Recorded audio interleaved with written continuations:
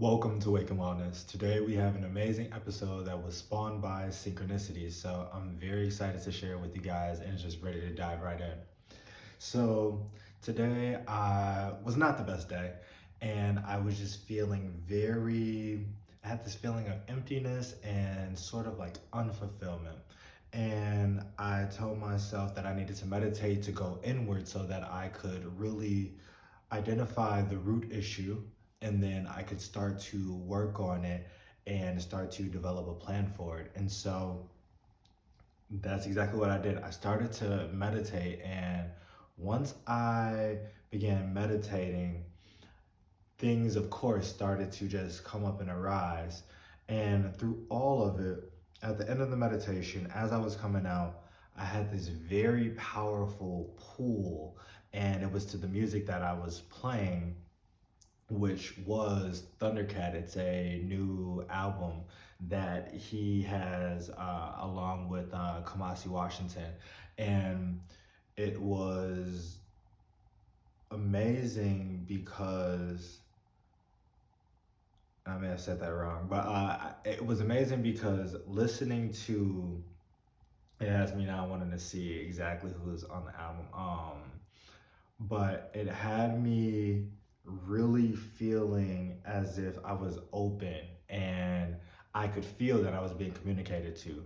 And I was asking for the answer to my question, why am I feeling like this and what can I do? And so I turn over and I look at my phone, and the title of the song is 𝗧𝘂𝗃𝗃. And I hope I'm saying that properly. It's a Hebrew word.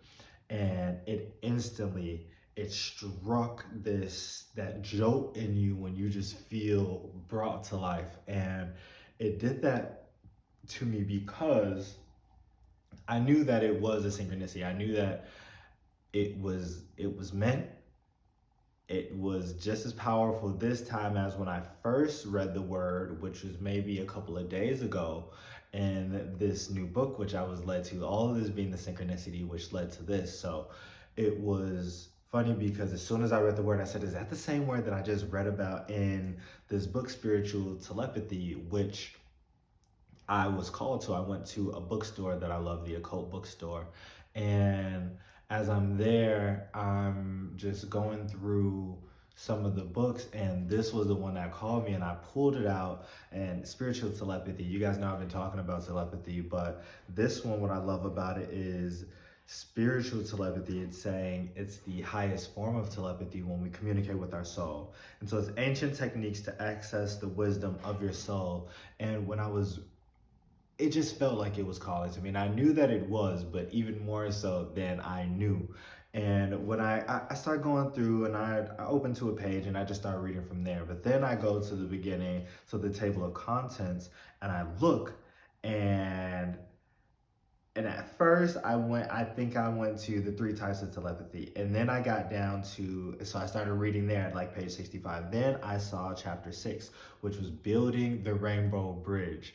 Everybody knows that one of our main focuses, if not the main focus here at Wake and Wellness, is working on the bridge. But I never read, or I've never seen it called the Rainbow Bridge. So as soon as I saw it, my heart lit up and I just was ecstatic. And I was like, I really hope that I hope and I know that this is about the 𝗕𝗏𝗃𝗏𝗃.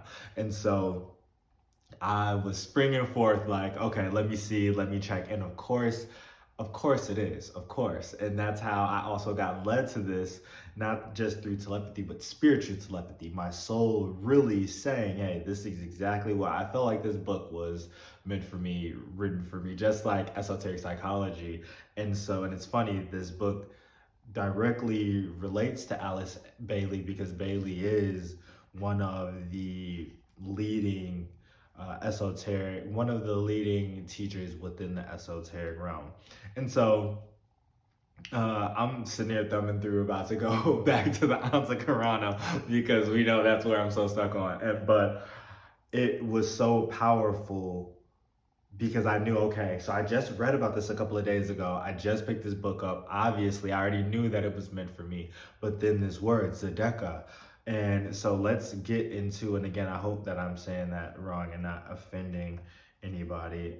This word appears after the chapter of building the Antakarana, or the bridge to our soul. And because it opens up us to be able to walk into our full potential, so that now we can become world servers, and so that we can give to the world as, here, let me go to the table of contents. I'm so hyped up about this that I'm not even doing this the smart way. So, become a world server, or the soul of the kingdom of God, 125 or 143.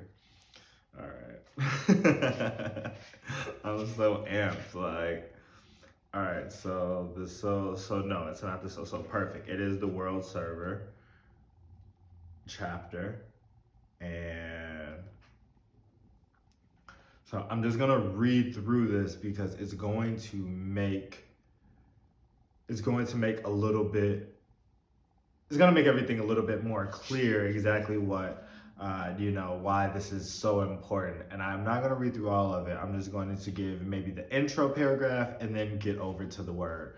So, become a world server. There's a quote: "I slept and dreamt that life was joy. I awoke and saw that life was service. I acted and behold, service was joy." And that is by Rabindranath Tagore. So that is a powerful quote. Just when you read it and you really start to meditate on it, is really what you have to do, so that it can start to awaken within you, and we can actually see how that unfolds. But that is so powerful to see. At one point we're sleeping and dreaming that life is joy. I just want to live in joy. And then when we awaken, and I awoke and saw that life was service, you say that, oh wow, that to live a meaningful life, to live one of purpose and fulfillment, is to actually do a service. And then when you act, I acted, and behold, service was joy. And so we really see that living a life of service is what brings us that joy and brings us that fulfillment. And so we're obviously bringing this full circle to my question that I was asking in the meditation. Why am I feeling so unfulfilled? Why am I not feeling, why do I feel empty? And that is because I was not feeling joy. That must mean that I am not living a life of service, and or I'm not giving as much service as it can mean a few things, but I'm not living the life of service that I should be, to the amplitude that I'm supposed to, and I'm not utilizing the gifts that God has given me or gifted me for me to be able to give those to others in a way. So I had to come up, show up, do my part, and get on Wake and Wellness and talk about this exact thing. And it's funny because leading through this synchronicity of all these different moments that had to happen, I wanted to go and sell my jewelry, and so I needed to go to the store, and I love the store. It's literally my most favorite store in Chicago. And I went to the store, and then of course, as me and the owner are chatting, he's checking out some of the merch. I'm just walking through, and I stop on this book, which I could not have tried to pick a better book, I promise you. And it fills me up with so much energy and power right now talking to you about it, because it goes to show the power of that synchronicity, the ability. I've been asking, and obviously I said my focus here at Wake and Wellness is to build the Antakarana well. I've worked on it for many years and done so on many degrees and levels, but it's funny because here I am doing that same work, and then being called forth to this as I am asking my soul to communicate with me. And that's something else that I saw in the meditation, that I've been asking my soul to communicate with me and show me my path in a much more clear way, and show me some things that are meant to help me transcend past certain limitations. And somewhere in the meditation, I felt, when I opened up and I said, I'm open, I'm here, I felt a flush and just running through of what almost felt like information, but what really was a message. And I just had to shut up and I asked God to help me get out my own way. And it really let me know that I've already been there was a message already being sent. I just needed to open up to listen. Again, I just needed to shut up and get out the way and allow that to happen. And in a way, it's funny that now here I am, and now here I am feeling that joy after acting, and now I'm able to behold while I'm in the middle of the process, but I'm gonna have to see this later to really get the full, to behold that joy that was given through service, through doing something for someone else, and not looking for that benefit to be upon us. And so before I just keep getting more into it, I'm looking forward to getting into what the word tzedakah really means. But let me go into this first paragraph. When chapter 8, become a world server. When we make contact with the soul, our life purpose, our service to humanity becomes clear. Each of us has a unique contribution to make to the world, and at this critical hour, we are all urgently needed. Today, there are people all over the world who are dedicating their lives to service. According to the wisdom teachings, those of us with the impulse to serve belong to a group called the New Group of World Servers. This group has no formal organization, no headquarters, and no outer structure. It includes people in every country and in every field. This group is held together only by an attitude of mind, an internal vision of unity, cooperation, and peace. As 𝗨𝗶𝗃𝗵 writes, I'm getting excited again, every man and woman in every country who is working to heal the breaches between people, to evoke the sense of brotherhood, to foster the sense of mutual interrelation, and who see no racial, national, or religious barriers, is a member of the new group of world servers, even if he or she has never heard of it in those terms. And I love that 𝗨𝗶𝗃𝗵, like, it says that at the end, even if one has not heard of it in those terms. As I even mentioned, I saw the Rainbow Bridge, and I knew that that was the 𝗕𝗃𝗀, but only because I worked on it in so many different levels and ways. And so it was powerful. It's just powerful when you do walk through the occult or esoteric, meaning the inner wisdom teachings, how much this really begins to reveal itself. And this experience right now, speaking of service, doing the service, this synchronicity only raises the level of awareness for us to be able to begin to conceptualize the vastness of the experience and how far it actually goes and how far it ripples outside of us. I could keep going for it. Let me see. Okay, I'm just gonna read a little bit more before I get into the tzedakah. Motivated by the promptings of their souls, these servers are working to usher in a more peaceful, sustainable, and compassionate world. This group includes humanitarians, educators, politicians, scientists, financiers, environmentalists, entrepreneurs, artists, writers, and all men and women of goodwill. I love that word. I read that and I said, ooh, goodwill. That hit me different this time than reading it anywhere else. Being of goodwill, making sure what you push forth and the effect that you have on the world is utilizing the word for good and utilizing your will in accordance to that word. Encoded in your soul is your true life purpose. In this chapter, I will show you how to listen to the subtle voice of your soul to discover the unique contribution you can make to the world. I will also show you how to serve on the inner planes to increase the flow of spiritual energy in the world.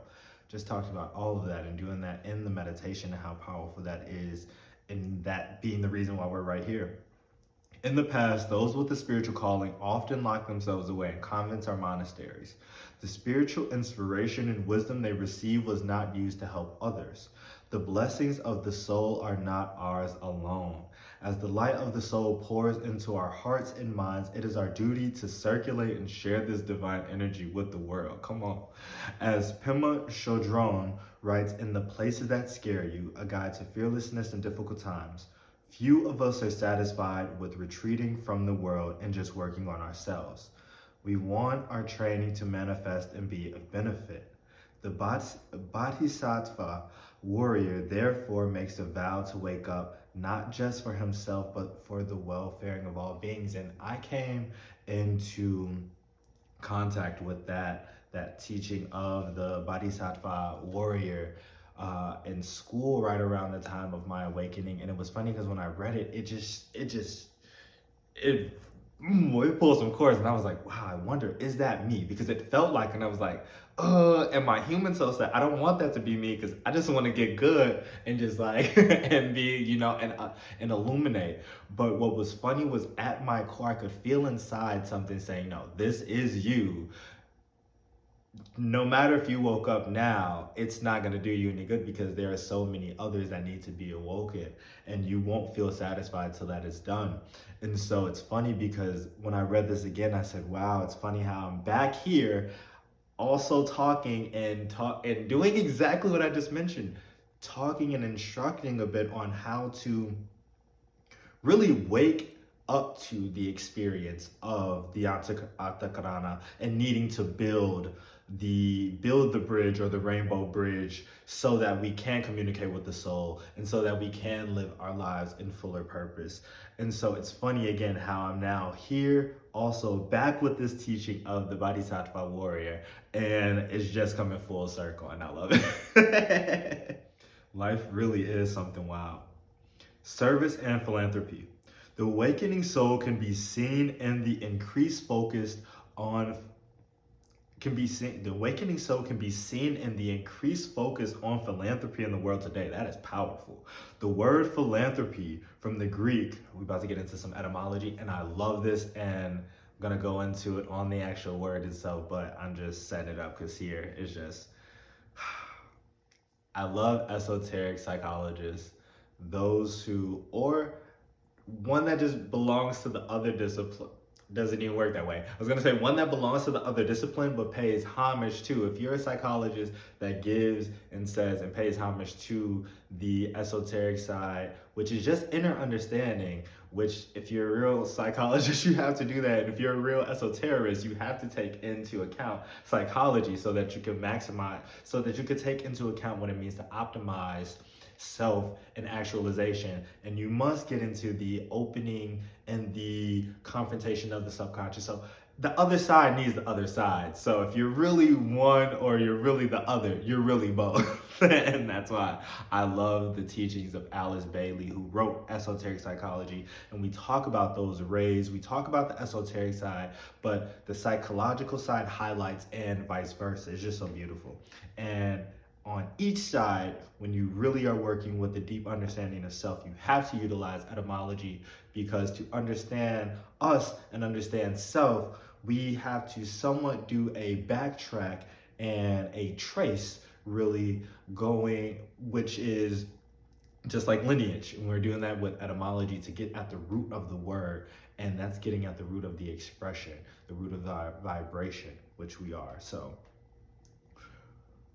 the word philanthropy, from the Greek philos, or loving, and anthros, for human body or humanity, is defined as the love for all humanity, or the desire to benefit humanity. That's so powerful. If you turn on the nightly news, you'll see movie stars like Angelina Jolie, Brad Pitt, excuse me, Angelina Jolie, Brad Pitt, and George Clooney using their celebrity to promote a variety of humanitarian causes. You'll hear about Warren Buffett and Bill Gates and Melinda Gates giving pledge, a campaign that invites billionaires in the United States to donate the majority of their wealth to philanthropic causes. To date, 93 billionaires have taken the pledge, including Facebook founder Mark Zuckerberg, former New York Mayor Michael Bloomberg, and Star Wars creator George Lucas. Buffett, who sees the pledge as a way to address society's most pressing problems, also plans to meet with wealthy individuals in India and China with the hope that his idea will spread worldwide. Service to others is an integral part of every spiritual tradition.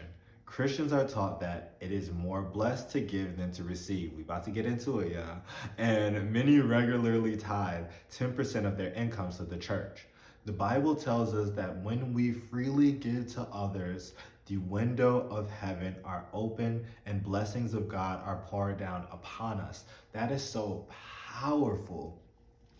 And to give a strong personal experience with that, I knew a friend. He was a healer.